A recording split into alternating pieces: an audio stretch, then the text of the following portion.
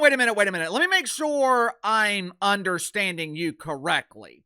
Unrivaled, also known as the secondary dump. Unrivaled, a league that is so irrelevant, at least in terms of the mainstream. They can't even get the most known unknowns in the WNBA to play for them. Seriously, listen to these so-called stars that will be playing in Unrivaled next season. According to their website, these are their mainstream draws. These are the ladies that are expected to achieve the impossible and get people to actually watch this league. Gabby Williams, Flau'jae Johnson, Maureen Johannes,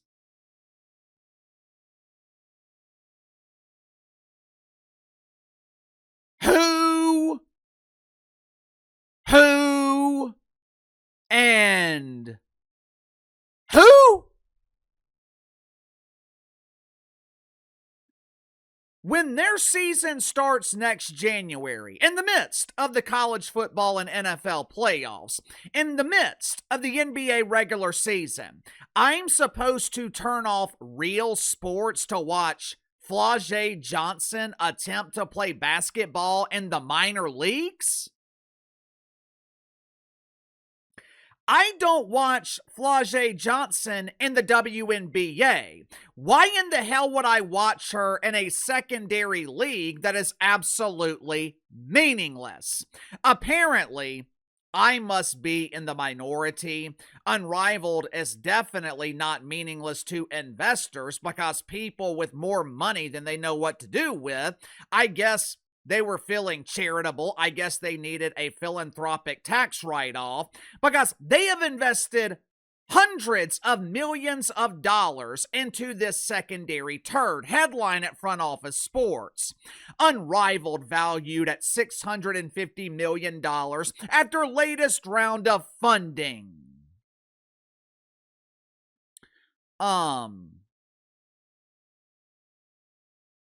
650 what? Did I read that headline correctly? $650 million? Not $650. Not 650 million pesos. Not 650 million Vietnamese dongs.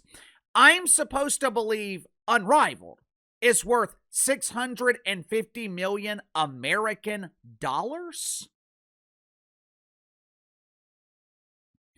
Who in the hell came up with this valuation? Just to give you a comparison, the Indiana Clarks, most popular team in the WNBA, they are worth $560 million, and they have the luxury of having the most popular female athlete in the country.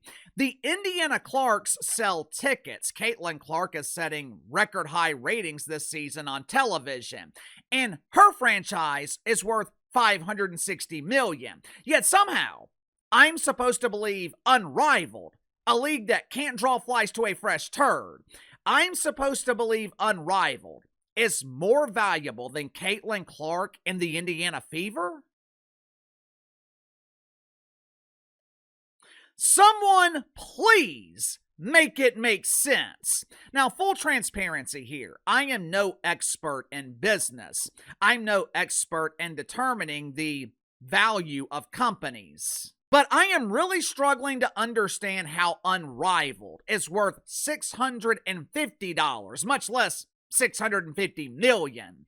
Last year, this secondary turd was valued at $340 million. Recently, they have received a massive influx of cash from naive investors. Carmelo Anthony, Gino Auriemma, Trae Young, someone named Alex Morgan, with players owning 95% of the league. To me, and maybe this is me being a bit skeptical, but to me, this sounds like redistribution of wealth. This sounds like the haves giving to the have-nots, kind of like the WNBA. But with players owning 95% of the league, a lot of these players in Unrivaled are getting rich. According to Alex Bazell, co-founder of Unrivaled, and if I'm not mistaken, I believe Alex Bazell is married to Nafisha Collier. According to Alex Buzzell, this incredible influx of welfare is a testament to the foundation we have built in Unrivaled. It's also proof that women's basketball is surging. Our third season's gonna be huge.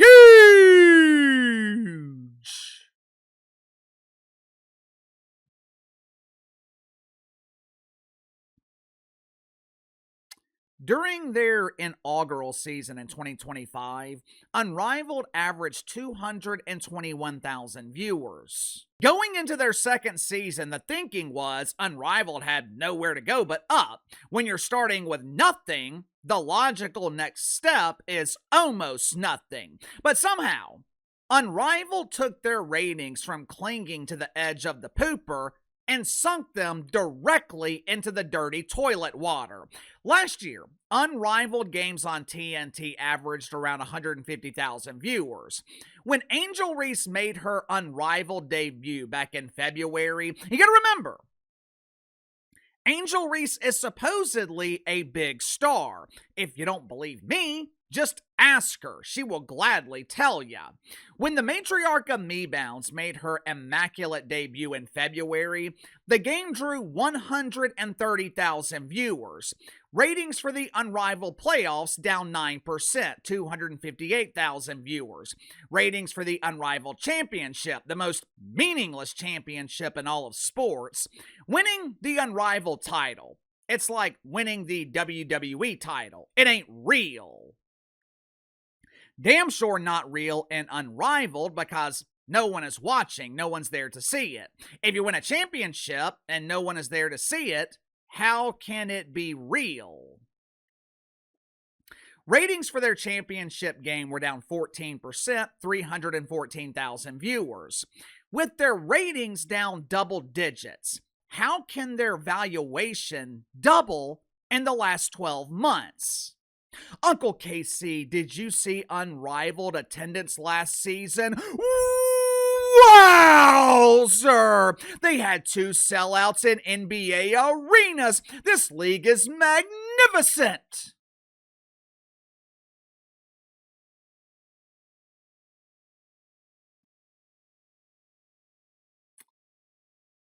In this case, attendance is nothing more than a vanity metric. It's an illusion of success. While it's great that Unrivaled sold out 2 NBA arenas, it doesn't justify a $300 million increase in their valuation. It's one thing for a rap artist like Bow Wow to sell out one night at Madison Square Garden.